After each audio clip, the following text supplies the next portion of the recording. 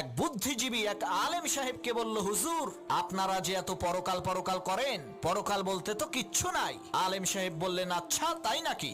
বুদ্ধিজীবী বলল, হ্যাঁ। তখন আলেম সাহেব বললেন, আচ্ছা আমি যদি এখন বলি আপনার ব্লাড ক্যান্সার হয়েছে, আপনি কি বিশ্বাস করবেন? তখন বুদ্ধিজীবী বলল, আমারে কি পাগলে কামড়াইছে নাকি এই ফালতু কথা বিশ্বাস করব?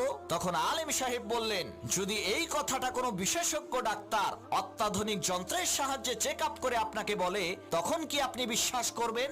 বুদ্ধিজীবী বলল, অবশ্যই বিশ্বাস করব। তখন আলেম সাহেব বললেন, আপনি ডাক্তারের কথা বিশ্বাস করবেন কারণ সে শরীরের বিশেষজ্ঞ, মানুষের দেহ সম্পর্কে সে ভালো জানে। তাহলে আলেমদের কথা বিশ্বাস করেন না কেন? তারাও তো আসমানি কিতাবের বিশেষজ্ঞ।